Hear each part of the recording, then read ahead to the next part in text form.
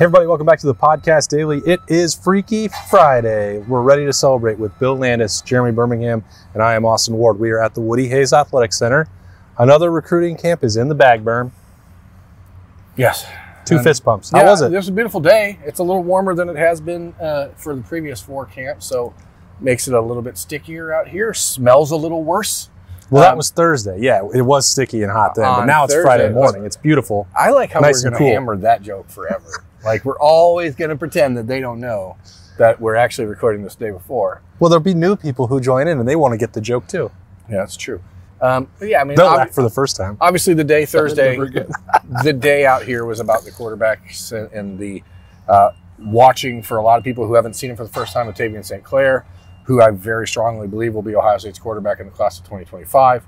Maybe by the time this video airs, who knows? The way things are going here at Ohio State, a full court press by the Ohio State coaching staff to get Tavien St. Clair and his family to understand his value to the program and also the program's value for him and his family if he were to make an early decision. So it's just kind of fun to watch that happen in real time. That was definitely the thing that I was paying attention to the most. I think for most people who hadn't seen him, it was sort of an eye-opening experience because most of the Ohio State media did get to watch Tavien St. Clair camp here last June, and that was the last time they saw him. And it's not like watching the same kid. So when Nikki Dennis shows up and gets to be introduced to the family and talk to the player, and you see coaches' wives and Ryan Day and Mark Pantoni and everybody else flocking to one area, you tend to know that that's, as Berm called it, the full court press. Something's brewing.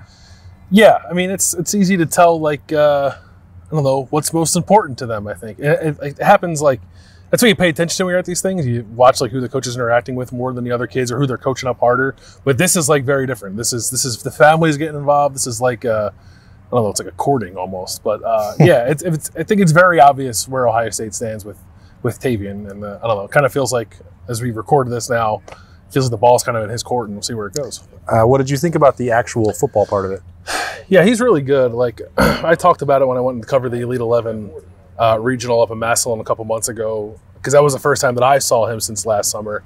Just like a very different looking athlete, just like physically matured, was way more confident, I think, in his own abilities and like his own belief that he belongs in a place like this with Ohio State giving him the attention that it was giving him. And then he shows up on Thursday wearing those stunner sunglasses, very like casual in a way where you can just feel that like this is not too big for him. And I think maybe last year it might have been, which is perfectly understandable for a kid who was a rising freshman or rising sophomore at the time. So he's grown up a lot, both as a kid and as a football player, and all that is evident. And I can see why Ohio State now is like, okay, this looks like a guy we want. I said it to you earlier in the day on Thursday that you could almost get this sense that there was a moment 4 or 5 months ago, February.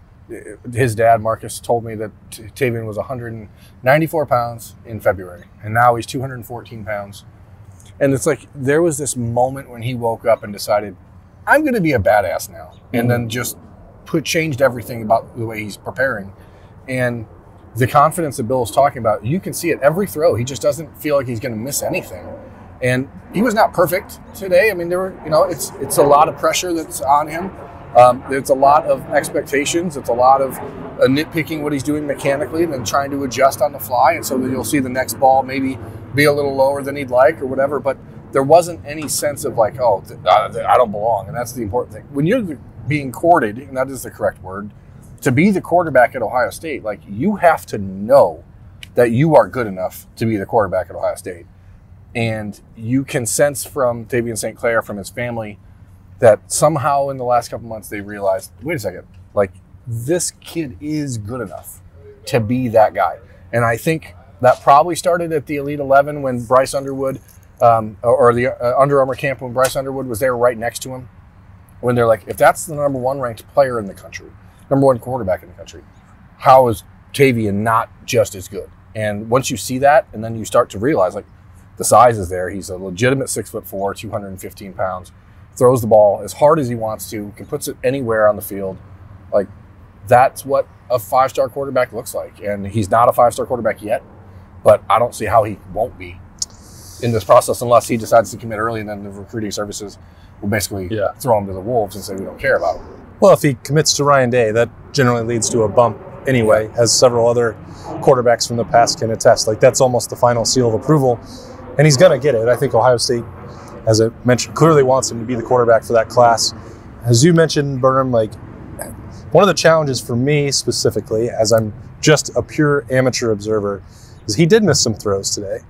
And then you think, well, there's still 2 more years of high school in front of him. He's going to get better. He already has, as Bill said, from seeing him throw a year ago to now, you can see the improvement and where he can keep going. And there was a lot of hands-on instruction from Corey Dennis, Ryan Day, Todd Fitch.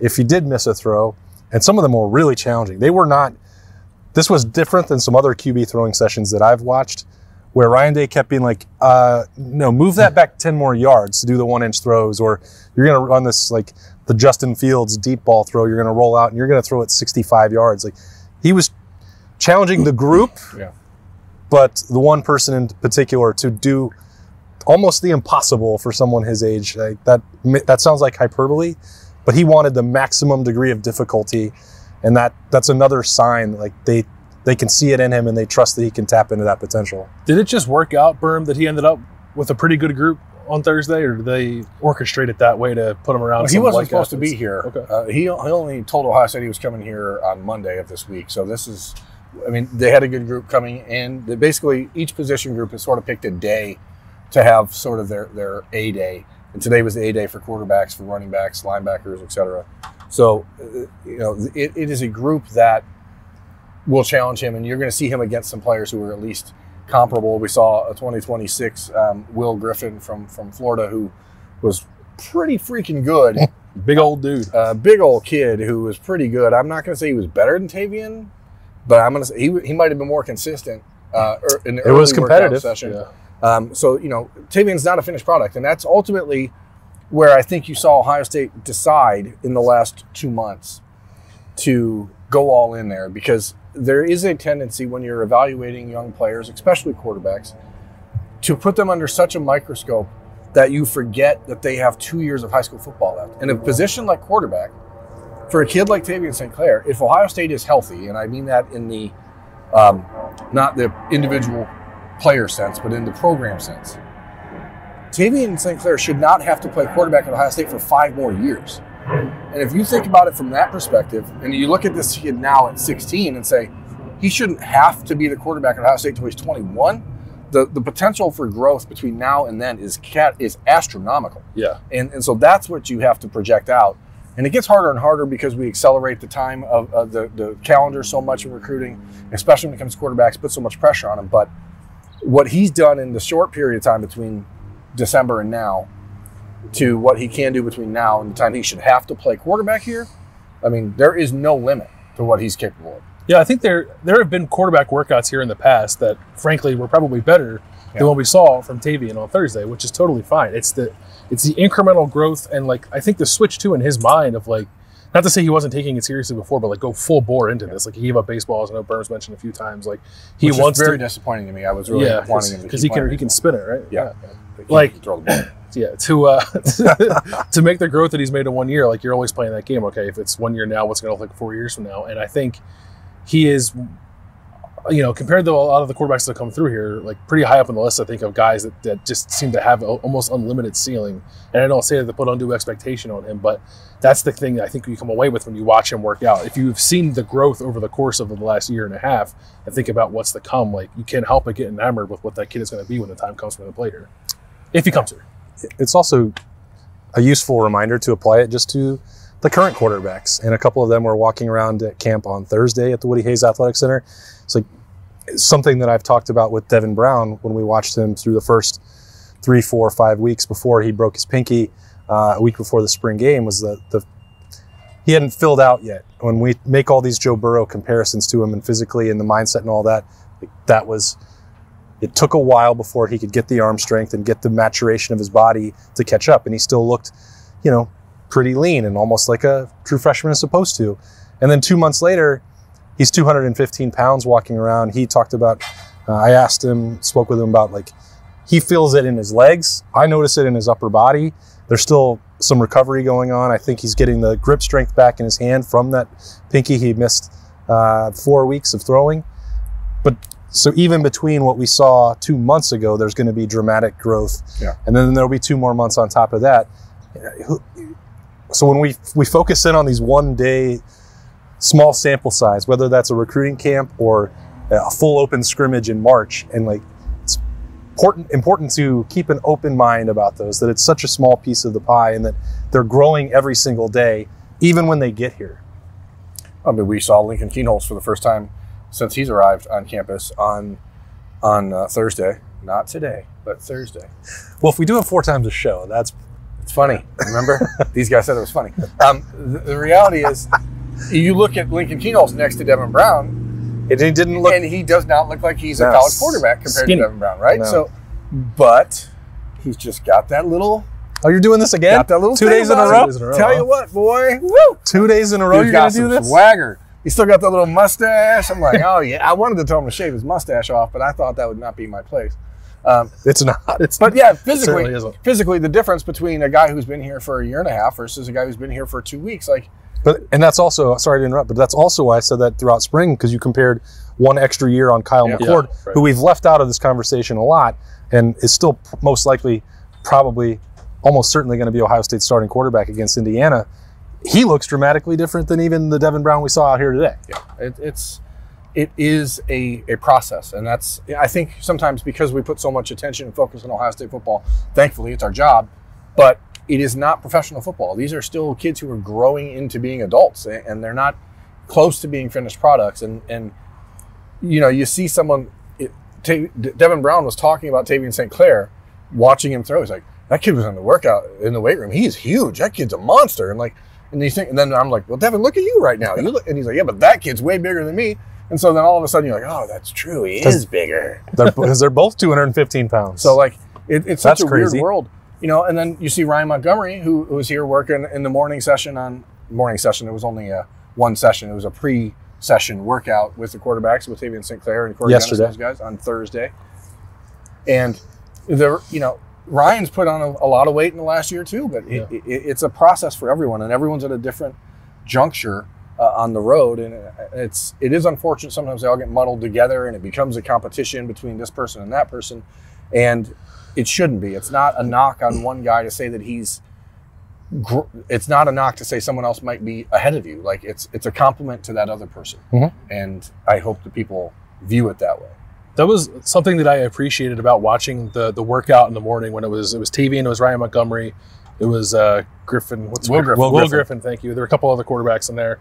I think we all showed up on Thursday sort of knowing what the score was with Tavien, and that Ohio State, I think, would like him to be in the boat sooner rather than later. But like, they've recruited Ryan Montgomery for a really long time, and like they still coached him pretty hard at the camp. I thought like they didn't show up and just act like Tavien got all the attention. Sure. Like they clearly think that Ryan Montgomery is going to be a very good quarterback. They probably would love to take them both if they could, but I don't know if either of the players will be up for that. It's a hard proposition. But Ohio State, just to make the point as we're talking a lot about Tavien St. Clair, like Ohio State also thinks very highly of Ryan. Do you think that Ohio State knows what it's doing at quarterback, or? I think they have a fairly good sense of it. I mean, that's to me the takeaway from Thursday is watching Ryan Day, because he's been somewhat MIA in the camp setting in the first 4 camps leading into today. Not today. He was front and center. Yeah. Anytime that the quarterbacks were out there, which is what we came to expect from him in the last few years. As I mentioned on Thursday's show, like when he wants to be less CEO, you can tell he just gravitates to that group, and he really does seem to enjoy what's happening. He's also looking very svelte, by the way. I don't know. Must be playing a lot of tennis. I asked him if Coach Mick is working him out, or if he's just playing a lot of tennis. And he's like, why? And I was like, because you look svelte. And he was like, thank you for noticing. When we were here for the assistant coach interviews at the end of May, we were up in the cafeteria, and the cafeteria overlooks the weight room, and he was going pretty hard on the exercise bike while we were in there talking to the assistants. Well, there you go. Not as hard as Quinn Temple. Good old. Well, Quinn's getting married.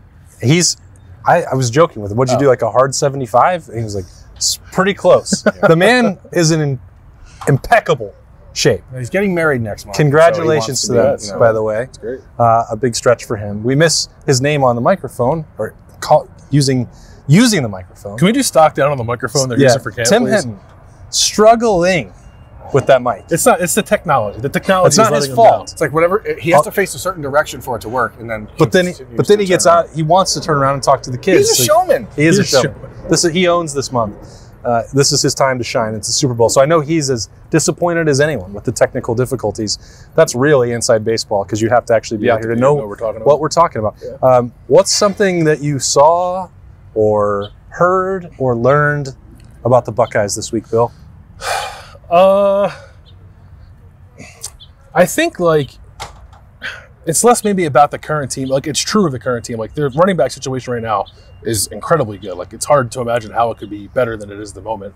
But I think there's been consternation, clearly, in the past, certainly, and maybe even a little bit now of, like, what's to come for that position group. But when you think about what they have committed in the class already in 2024, and, like, the group of guys they had working out on Thursday, a few of which, like, a couple in-state guys they have a really good shot with, like, I think Tony Alford set up pretty well to keep that room humming for a couple of years. Yeah, I mean, for me, it's watching as the Florida wide receivers. I mean, all week long we've been like, well, that kid's from Florida, that kid's from Florida. What Brian Hartline's created in the wide receiver room, it is so, like, coveted by kids in the South to come up and get an Ohio State offer because it changes your entire recruitment as a wide receiver. So I don't know if there's going to be any of them that walk out of here with an offer on Thursday, but they certainly want to come up here and get an offer from Ohio State. I did talk to Marvin Harrison for a bit on Thursday as he was out. And Unfortunately, you did. I heard you got him to dab. Got him to dab again. He's close. He's close to agreeing to dab if he scores against Indiana. When he scores against Indiana? I think I can if he scores against Indiana. I think I can. I'm not trying to be. Do we have any opening day prop bets up there? I'm trying to get it. The goal here is simple. If Marv dabs after he scores his first touchdown in the first week of the season, every high school receiver in America will be doing it again the next week. And he knows it. And he said, you're right, that will happen. So, like, I'm not sure he wants it to happen. You're trying to railroad him into it. Sir, that guy is not resistant to the idea. He's starting to get on board. He said maybe not the first game. He's just being nice to him. It could be also being nice to me. He was dressed like an F1 driver today. I thought he was showing up dressed like that for Austin. He was. He's ready for Montreal, baby. I asked Marv about Brian Hartline's role right now as he's transitioning into the offense coordinator. He said he's still with the wide receivers as much as he was before. Nothing's changed there. Said that a lot of guys raving today about the 2023 wide receiver group. Brandon Innes, Carnell Tate, Noah Rogers, Bryson Rogers. Those guys are getting a lot of love from people around here. So those are the little things I picked up. But then he walked away and he went like this. And Marvin dabbed. And I said, Marvin, stop encouraging this nonsense. This is shenanigans. Too powerful, this guy over here. Avoid Northeast Philly. And on Freaky Friday, we don't get into any shenanigans. Never. This is the most normal Freaky Friday of all time. It's going to be so great if he dabs, though. Like, I saw Jim Knowles dance on Thursday. Did you guys see that? I did not. I missed that one. Yeah. I saw him get, talking trash to Tony Alford. Him and Tony Alford were really going at it. It was pretty entertaining. And I guess, so the linebackers ended up winning, with the cat and mouse drill, and the losing side has to do up downs. So the running backs are doing up downs. They did a ton of them. Tony didn't do them with the running backs, but as the running backs were doing their up downs, Jim Knowles is just standing over them dancing. It was very funny. That's impressive for the linebackers that were here to win that battle, because that is as good a group of running backs in one group, like 7-8 deep, that we've had here at a camp probably ever. I talked to Chip Traynor again on Thursday, and he walked over and shook my hand and dabbed it up, and I thought that my arm was going to be ripped right out of the sockets. I don't know what has happened. The big old pythons. He is enormous, and I said, were you stung by a bee? And he said, no, he was bit by a spider, because he is as strong as Peter Parker or Miles Morales or Gwen whatever, Spider Gwen. He is Stacy. Gwen Stacy. Peter Porker. He's got to be in the multiverse somehow. The dude is an incredible athlete. You have to find a way to utilize that, right? Like, pullback. Sorry. Bill said it, and how can you disagree? Like, you have to get him on the field. He's a game changer if he's out there in ways. Well, right? I put that idea in Bill's head. He did, yeah. And I tried to put it in Chip's head, and he was like, nah. Have you put it in Brian Hartline's head or Ryan Days? That's the question. I played him a bunch of my beats, and he was like, nah. When you look at that room, again, like Evan Pryor is still out there. We haven't talked about him because he's not been able to participate, but he will be once camp really kicks off here again. I mean, they're doing a team run right now, pretty much behind us on Friday morning. On Friday morning, it's real early, real early. But it's just cool to see this group and everyone stayed. Like, I think that's the one takeaway from this entire off season to me is like these guys really like being a part of this program. And I think that there's some folks who will look at that and be like, oh, it's because the program's too soft. They're too nice. But like, if you have built something that people don't want to leave, even though they may not have as much playing time as they would somewhere else, like, it really is telling about the coaches here and what people are getting out of it, because you get a lot of BS in recruiting, and then to see that people are actually getting what they're thinking they're gonna get, like, I think it's pretty cool. It's pretty cool. That's also how you wind up with veteran players like Chip Traynor or, I don't know, Julian Fleming, who are How much adults. do you think about him? A lot. I've been thinking about it highly and a lot. Who are adults and grown men, not just like promising athletes who are going to develop. Like, if you leave after a year or two, you're 5-star, that's great. It happens everywhere. Sometimes it works out, sometimes it doesn't. But when you stick with a program throughout and you let yourself flourish in not only a strength and conditioning program, but in an offense or in a defense or knowing a system, that's where the growth comes. And it sounds like a weird preachy soapbox to be on, but the benefit of that is people look at that like, maybe this other player is more talented or they had a higher recruiting ranking. Okay, that's fine, but they don't have 3 or 4 years of physical growth and mental maturity and all that stuff under their belt. And we'll see if it pays off. It's one thing for me to talk about it in June, and it's another thing for them to put it on the field in November and make it count. But you can see a clear difference. Like, you'd ask me if I want to build a team around 22-year-olds or 19-year-olds. I think the answer would be pretty obvious. Yeah, I mean, it's good to have no matter how it shakes out too, right? It's like, we'll see. They'll start, hopefully they'll start whoever the best players are, regardless of how long they've been here. But even to have an abundance of guys like that in your program, I think matters tremendously to keep everybody on the right path as you're trying to win a championship. And I think, last year I don't think that was an issue, but I think prior to that there was maybe not enough of that with this team, and it seems like they have it in spades this year. I like to see that it's the stars who are still out and paying attention to these camps, the JT Tuimoloau's, the Marvin Harrisons. Like, these guys are committed to just being around. I mean, Marvin Harrison was brought out, and then I was talking at the time to Tavien St. Clair's dad, and all of a sudden, the Ohio State staff's bringing on Marv to him. Like, again, full court press, but like, hey, Marv's out here. Let's get him to be a part of this. And then taking pictures with Tavien's little brother, and it's just neat. It's just a neat, fun program, guys. I don't know how we got onto that, but it's swell. It's always a winding journey on Freaky Friday. We appreciate you joining us all week for the show. There's plenty more coverage of this camp at ohiostate.rivals.com, where Berm is going to dig in again to the notebook, and maybe some more on the quarterbacks. Who knows? Maybe. Get a free month on us if you want to read it. Use code DTE30. Bill wrapped up the position groups on Thursday with safeties. They haven't done special teams yet. Probably will not. It's hard to project who the next big Australian is going to be. So they have the Australian. They don't need an Australian. Okay. They got him for 2 more years. Oh, well. Still got to know what's going on. Then they'll go back down under and get another one. Pro Kick, everyone's favorite development academy. So stay tuned for all that. Thanks for joining us all week. That'll be a wrap. The show, Podcast Day, will be back on Monday. For Bill and Berm, I'm Austin. We'll talk to you then.